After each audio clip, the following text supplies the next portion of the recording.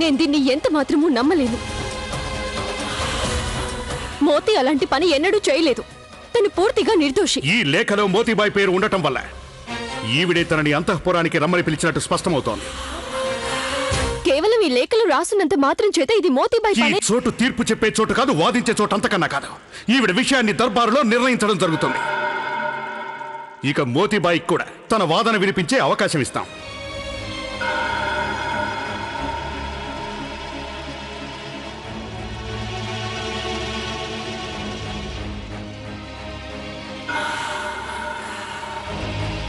పదమోతి. జోదా బేగం, తమరికి కనుక అభ్యంతరం లేనట్లయితే నేను మోతీబాయితో కొంచెం విడిగా మాట్లాడదల్చను. రేపు దర్బార్లో హాజరు కావటానికి ముందే నేనిక్కడ అంతఃపురంలో కల నియమ నిబంధనల గురించి తనకి కొద్దిగా వివరించదలిచాను. తమరు వెళ్ళండి. మా మాటలు పూర్తయిన వెంటనే తనని తిరిగి మీ దగ్గరికి పంపిస్తాను.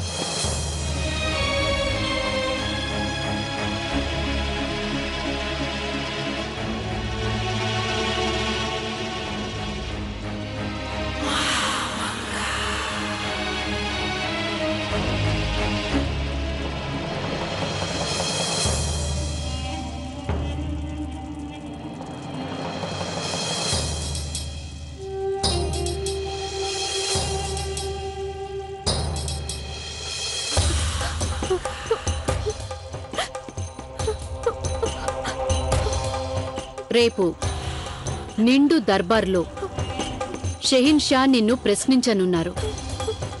అంతకంటే ముందు నేను అడిగేదేంటంటే నువ్వు సంగతంతా నాకు వివరంగా చెప్పేసేయ్.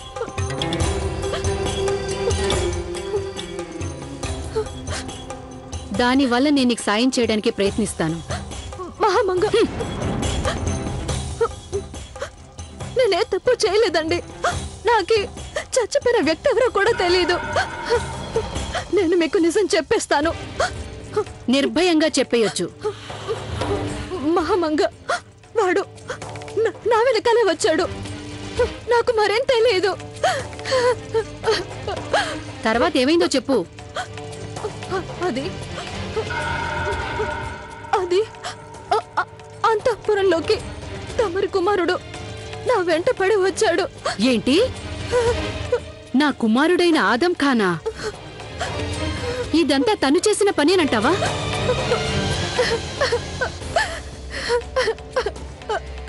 తను చేసిన పనేనా ఇది? అవును. నువ్వు తనని గుర్తించటంలో పొరపాటు పడుండొచ్చు. లేదు, నేను నిజం చెప్తున్నాను. ఆయన అంతఃపురంలోకి నా వెంట వచ్చారు. ఆయన నన్ను నా చెయ్యి పట్టుకుని బలవంతం చేయడానికి ప్రయత్నించారు. నేను నా చెయ్యి వదిలించుకొని పరుగులు తీశాను. ఆయన నన్ను వెంటాడుతూ అంతఃపురంలోకి వచ్చాడు. దయచేసి నన్ను నమ్మండి. అయితే ఇదంతా నువ్వు షెహన్షాకి చెప్పదలిచావా? జరిగింది జరిగినట్టుగా చెప్పేస్తావా చివరికి నా కుమారుడు ఆదం ఖాన్ పేరుతో సహా? అవునండి, అసలు జరిగింది ఇదే. ఆదం ఖాన్ పేరు చెప్తావా? చెప్తే ఏం జరుగుతుందో నేను చెప్పేది కూడా విను దాసీదానా. నువ్వు గనక ఆదం ఖాన్ గురించి ఒక్క మాటైనా ఎవరి దగ్గరైనా చెప్పావో అందుకు గాను శిక్ష జోదా బేగం అనుభవించవలసి ఉంటుంది. ఎందుకంటే నేను ఎంతటి సమర్థురాల్లో నీకు ఇంతవరకు అర్థం కాలేదే దాసీదానా. ఇప్పుడు నువ్వు నోరు విప్పావో అక్కడ జోదా బేగంకి అష్టకష్టాలు ఆరంభమైపోతాయి. నువ్వు మీ జోదా బేగం సంతోషంగా ఉండాలని కోరుకుంటే నీ లేత పెదవుల్ని తెరవకుండా ఉంటేనే మంచిది. ఇంతకంటే నీకు వివరంగా చెప్పనవసరం లేదు.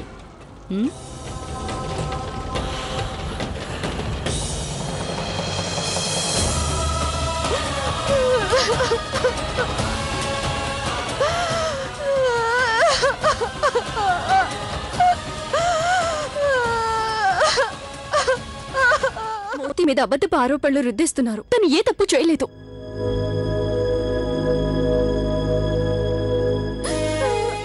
మోతి,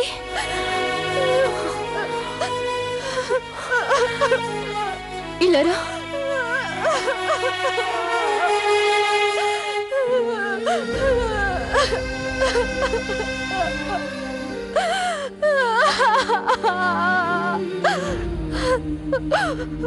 ఏడువుకు మోతి, నీకేం కాదు. నువ్వు నిర్దోషమని నాకు తెలుసు. నీ వల్ల ఏ తప్పు జరగలేదు. ఏమంది ఆ మహామంగ? నువ్వు మీ జోదా బేగం సంతోషంగా ఉండాలని కోరుకుంటే నీ లేత పెదవుల్ని తెరవకుండా ఉంటేనే మంచిది.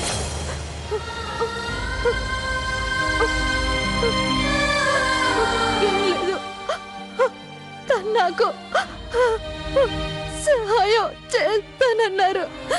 ఆమె నాతో శహన్షా గారి ముందు అంతా నిజమే చెప్పమన్నారు.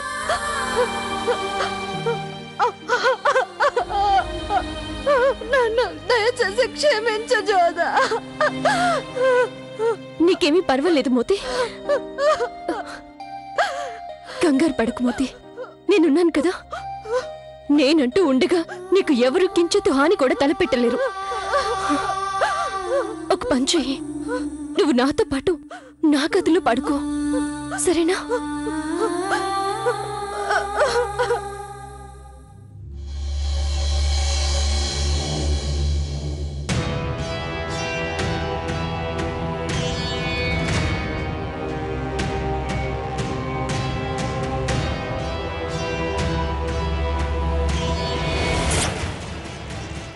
ఆదం, ఇక నువ్వు వెళ్ళు. లేదమ్మీ జాన్, నేను వెళ్ళనంటే వెళ్ళను. ఎందుకు వెళ్ళావు? ఎందుకు వెళ్ళనంటున్నావు ఆదాం? నీకు జరగకూడదు జరిగితే నీ తల్లి ఏమవుతుందో ఆలోచించావా నువ్వు? ఒక్కసారైనా నా సంగతి కూడా ఆలోచించు ఆదాం. ఇంద తీసుకో, వెళ్ళిపో, వెళ్ళిపో. కాసేపు నీ మొహం ఎవరికి చూపించొద్దు. వెళ్ళు, వెళ్ళు ఆదాం.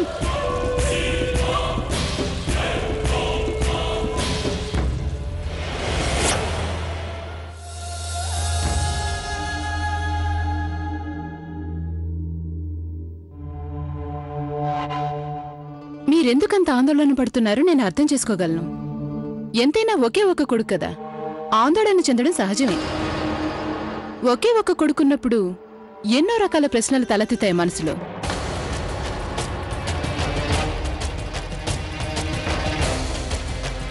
కంగారు పడకండి, ఈ పని చేసిన వాడు ఖచ్చితంగా ఆదం ఖానినని నాకు తెలుసు. నేను నా కళ్ళారా ఆదం ఖాన్ మోతీని తరుముకుంటూ రావటం చూశాను. అంతేకాదు, తను మోతీ మేలుముసుగు కప్పుకొని అంతఃపురంలోకి ప్రవేశించడం చూసిన ప్రత్యక్ష సాక్షిని కూడా నేనే. అయితే వాడు ఇంకెవడో ఆ దాసిదాన్ని ప్రేమమైకంలో పడి వచ్చినవాడు. సాక్ష్యాధారాలు నా దగ్గర కూడా ఉన్నాయి. వాడి దగ్గర ఒక లేఖ కూడా ఉంది. అందులో వాడు మోతీని ప్రేమిస్తున్నాడన్న సంగతి స్పష్టంగా ఒప్పుకున్నాడు.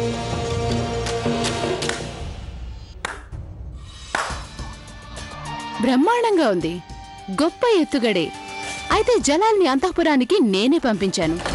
అంతఃపురంలోకి ప్రవేశించిన వాణ్ణి జలాలు పట్టుకోవాలని నా ఏకైక ఉద్దేశం. అయితే ఆదం ఖాన్ని పట్టివ్వాలన్న కుట్ర మీదేనన్నమాట. అయితే నేను ఆదం ఖాన్ పేరు చెప్పలేదు జలాల్కి. తలుచుకుంటే నేను చాలా చేసుండొచ్చు. అది ఇప్పుడు కూడా చేయగలను. నేను ఈ రహస్యాన్ని నేను రహస్యంగానే ఉంచుతాను. అందుకు మీరు చేయవలసిందల్లా మీరు ఎల్లప్పుడూ నాకు నమ్మదగిన బానిసగా ఉండటమే. ఒకవేళ అందుకు నేను అంగీకరించకపోయినట్లయితే అప్పుడు నేను బాద్షాకి ఏమేమి చెప్పగలనో కనీసం మీరు ఊహించిన కూడా ఊహించలేరు తెలుసా? అంటే మీరు షెహన్షాకి చెప్పబోయేది ఆదం ఖాన్ ఆ దాసీదాన్ని అంతఃపురంలోకి వెంటాడుతూ వచ్చాడనా? నిస్సందేహంగా. అయితే మీరు ఈ సంగతి కూడా చెప్పేస్తారా? ఆదం ఖాన్ మోతీ మేలు ముసుగు వేసుకుని అంతఃపురంలోకి ప్రవేశించిన సంగతి కూడా? తప్పకుండా. మీరు వారికి ప్రియమైన రాణి. మీరు ఏం చేసినా చెల్లుతుంది. వెళ్ళండి, వెంటనే వెళ్ళి జలాలకి అంతా చెప్పేయండి. ఆ తర్వాత జరగబోయేదేంటి? ఆ తర్వాత జరగబోయేదేమిటో నేను చెప్తాను, వినండి. మాకు జలాల్ గురించి బాగా తెలుసు. తను మోతీబాయిని ఒక్క ప్రశ్న కూడా అడగబోడైతే మీ మీద ప్రశ్నల వర్షం కురిపిస్తాడు. మీకు అంత వివరంగా తెలిసినప్పుడు ముందే ఆదం ఖాన్ పేరు ఎందుకు చెప్పలేదని మిమ్మల్ని అడుగుతాడు. అంతఃపుర బాధ్యత తమరి బాధ్యతే కదా. అంత వివరంగా తెలిసినప్పుడు ఆదం ఖాన్ని మీరు ఎందుకు ఆపలేదని అడుగుతాడు. దయచేసి క్షమించండి మహారాణి గారు, తమరికి తెలిసే ఉంటుంది జలాల్ గురించి. తన దగ్గర ఏది దాచినా తనకి నిజం చెప్పకపోయినా రాజద్రోహం కింద పరిగణించబడుతుంది. అందువల్ల ఆదం ఖాన్ పేరును దాచిపెట్టడం మీరు షెహన్షాపై తిరుగుబాటు చేసినట్టే భావించబడుతుంది. ఇక ఆ తిరుగుబాటుకి రాజద్రోహానికి ఎలాంటి శిక్ష పడుతుందో మీకు చెప్పాల్సిన అవసరం లేదనుకుంటాను, ఎందుకంటే మీరంత తెలివి తక్కువ వారేం కాదు. చూడండి మహారాణి గారు, నేనేదో మీకు భయం కలిగించి మా అబ్బాయిని కాపాడదలిచాననుకోకండి. కావాలంటే మీరు తక్షణమే వెళ్లి జలాల్కి జరిగిందంతా స్పష్టంగా చెప్పేయొచ్చు. ఆ తర్వాత కూడా ఆదం ఖాన్ కాలి గోరు కూడా కదపలేరని తెలుసుకోండి. అంతేకాదు, నేను ఈ సందర్భంలో మీకు ఇంకొక విషయం కూడా స్పష్టంగా చెప్పదలుచుకున్నాను. నేను కేవలం మొఘలాయి సామ్రాజ్యానికి బానిసత్వం చేస్తాను. వేరే ఎవరైనా నన్ను బానిసను చేయాలనుకుంటే మాత్రం అది కేవలం వారి తెలివి తక్కువతనం మాత్రమే. ఖుదాఫిజ్.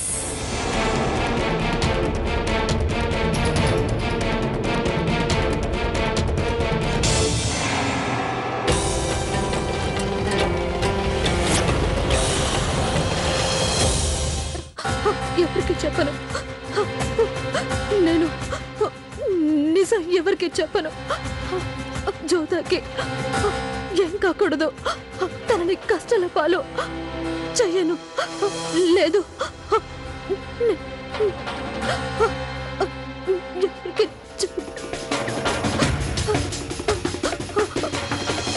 మోతి, నేనెవరికి మోతి ఏంటైతేదో కలవరిస్తున్నావు? ఇప్పుడు నిద్రలో ఏదో అన్నావు. ఏంటో చెప్పను చెప్పను అంటున్నావేంటది?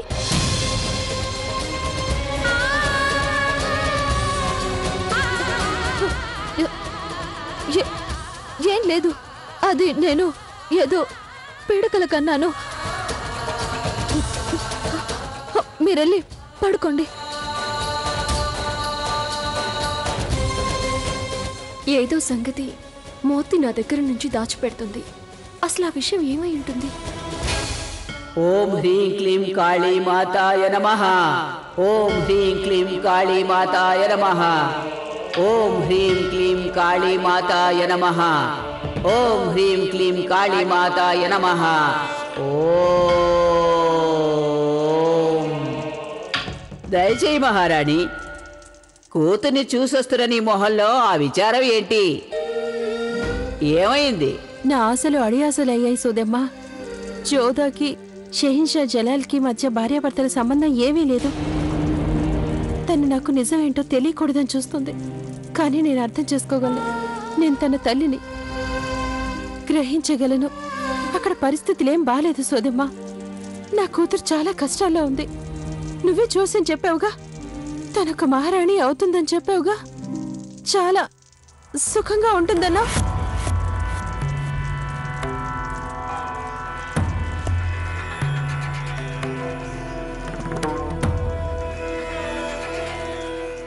మహారాణి, పుట్టిన వెంటనే పసిబిడ్డ పరుగులు పెడుతుందనుకోకు.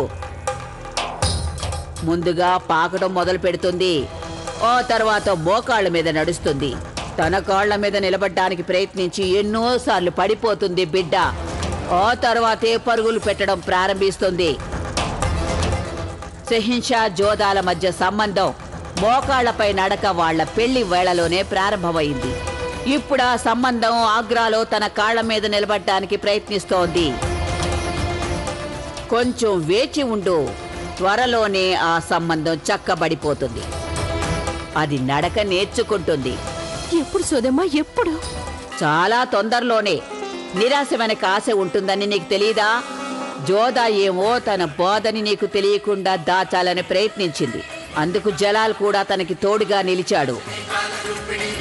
ఆ తోడు అలాగే మరింత చేరువ చేస్తుంది మహారాణి. కొన్ని విషయాలు నువ్వు జోదాకి వదిలేసేయి, ఇంకొన్ని ఆ అమ్మవారికి వదిలేసేయి. బేగం సాహెబా,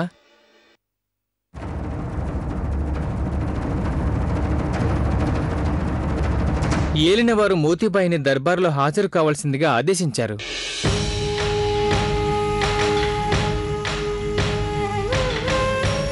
మీరికి వెళ్ళండి. మోతిని నేను వెంట పెట్టుకొస్తాను. మన్నించండి బేగం సాహెబా, షహీన్ షా ఆదేశాల ప్రకారం మోతిని మా వెంటే తీసుకెళ్ళాలి. అందువల్ల మా వెంట పంపించండి.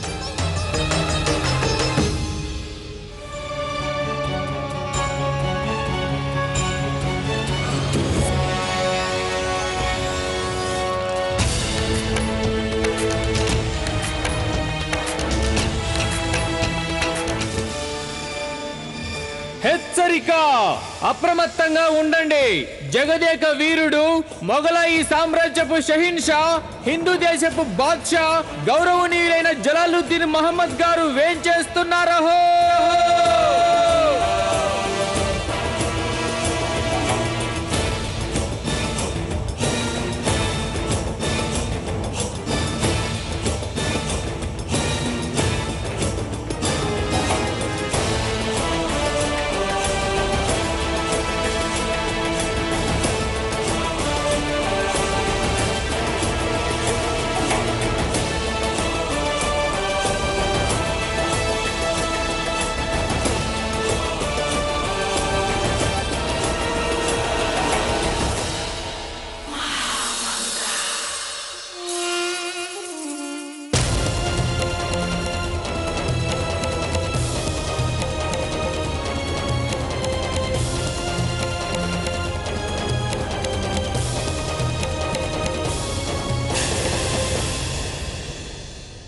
మా అంతఃపురంలోకి ఎవరైనా పురుషుడు ప్రవేశిస్తే అది నియమ విరుద్ధమని నీకు బాగా తెలుసు. అయినప్పటికీ నిన్ను అనుసరిస్తూ ఎవరో పురుషుడు అంతఃపురంలోకి వచ్చాడు. అది నిజమే. ఆ లేఖలో ఆత్మహత్య చేసుకున్న వ్యక్తి నువ్వు రమ్మంటేనే అక్కడికి వచ్చినట్టు స్పష్టంగా ఉంది. మేం కోరుకునేది ఏమిటంటే ఈ నిండు దర్బారులో అందరి సమక్షంలో ఆ లేఖను చదివి వినిపించండి.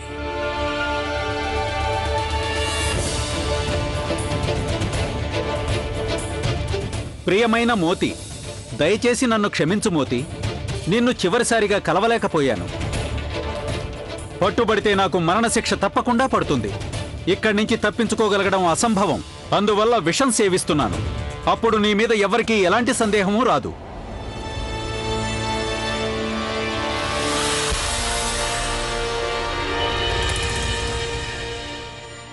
ఇప్పుడు మేము నీకు తొలిసారిగా చివరిసారిగా నీ నిర్దోషిత్వాన్ని నిరూపించుకునే అవకాశం ఇస్తున్నాం.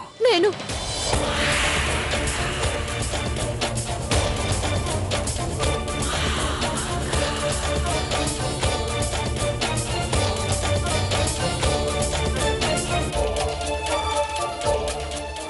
చెప్పదలుచుకుందల్లా ఒక్కటే, నాకు ఆ వ్యక్తి ఎవరో కూడా తెలీదు. లేఖలో అతను నా పేరు ఎందుకు రాశాడో అది కూడా నాకు తెలీదు. నేను ఎవరిని అంతఃపురానికి రమ్మనలేదు. నువ్వు నిరపరాధివని అన్నంత మాత్రాన నువ్వు నిరపరాధివని రుజువు కాదు. నువ్వు అపరాధం చేయలేదని రుజువు చేయగల ఆధారాలు ఉన్నాయా?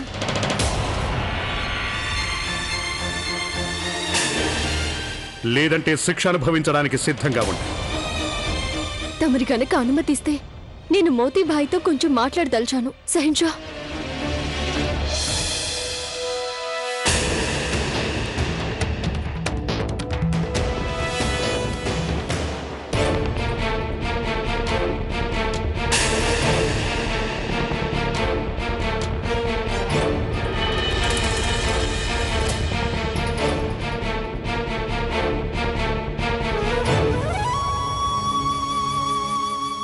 మోతి, ఇది కేవలం నీ చావు బతుకుల సమస్య మాత్రమే కాదు.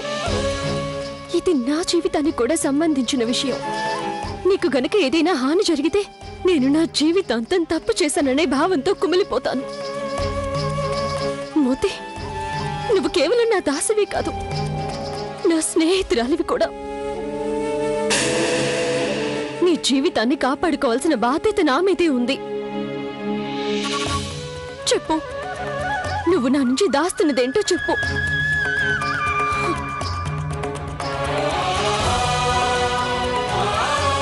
నీ జోధా మీద ఒట్టేసి చెప్పు. చెప్పు చెప్పు.